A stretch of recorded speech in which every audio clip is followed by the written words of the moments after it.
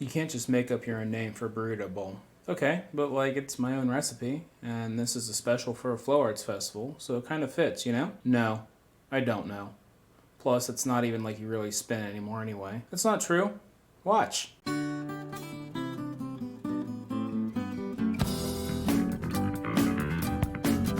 Uh-huh.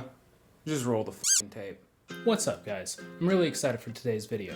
Flashpoint is an annual Fire and Flow Arts Festival that, due to the COVID, has moved to an online format this year. I was lucky enough for them to ask me to do a family meal stream to help kick off the event. So you can join in on all the fun at twitch.tv/launchpadcooks on Thursday, October 8th at 5:30 p.m. Eastern Time. Now, this meal is vegan and gluten-free, so you don't have to worry about too many dietary restrictions. So let's go ahead, let's cook some fucking food. Okay, so the first thing to note here is that everything being made will be served over rice, which I'll show you how we're going to dress in a few minutes. You know how to make rice, right?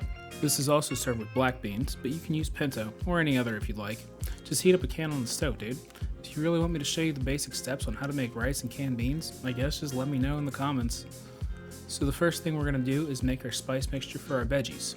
All you're going to do is mix 1 teaspoon each of kosher salt, black pepper, ancho chili powder, oregano, cumin, Spanish smoked paprika, and just a 1/4 teaspoon of cayenne pepper. If this looks familiar, it's because it's the same mix we used for our Veggie cake. Set your spice blend aside and let's chop our veggies. All we're going to do here is slice up 1 red bell pepper, 1 green bell pepper, and 1 red onion. Throw all your veggies in a bowl, hit them with a splash of oil and the entire spice blend, and mix everything together until evenly coated.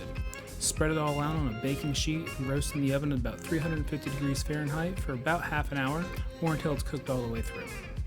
Now it's time to make our crema. Now this is super simple.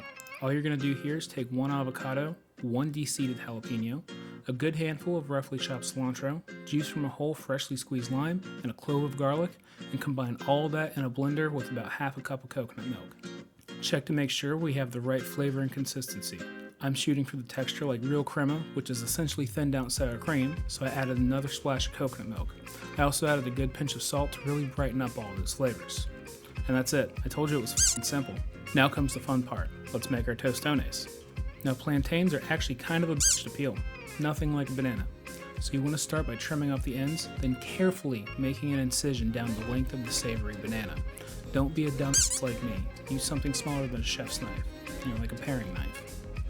After the arduous task of peeling the peel off, slice your starch banana into 1 to 2 inch chunks.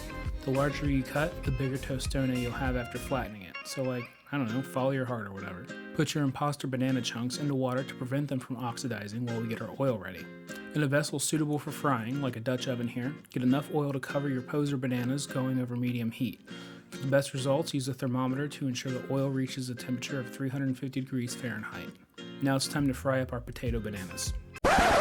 Alright y'all, we've been soaking our faux bananas in water. You ever see what happens when water comes into contact with hot oil? It's not pretty. Before these hit the oil, it is so important that you pat them dry with a paper towel to get that excess moisture off. If you skip this step, you run the risk of really f***ing yourself up, and I think we'd both prefer if that didn't happen. Anyway, now back to our regularly scheduled programming.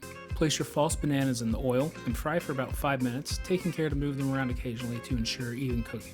Remove your I can't believe it's not bananas to a paper towel lined plate and get ready to smash. No, not like that, calm down. Using something flat bottomed, like my trusty cast iron skillet here, flatten out your I'm running out of banana jokes one by one. Return your pretend banana frisbees to the oil, this time only frying for a couple minutes, until they achieve that sexy golden brown. Remove and salt immediately. Oh shit, it's the final step. Remember that rice that you made because you already know how to make rice? Yeah, that. Stir in a good handful of freshly chopped cilantro, a few squeezes of lime juice, and a couple pinches of salt until it's seasoned to your liking. Yep, that's literally it. It's time to eat. If you're like me, take an extra second to make the bowl look super pretty, and then f*** it up by sloppily throwing the crema in there. Still, this was super delicious, and I'm really happy with the way it all turned out. Maybe eating vegan and gluten-free isn't that bad after all. Thank you so much for watching, and a huge thank you to Flashpoint for making me a part of their event this year. Now if you like that video, go ahead and smash that thumbs up button as hard as you can. And if you want to see more of my upcoming content, punch that subscribe button right in its stupid face.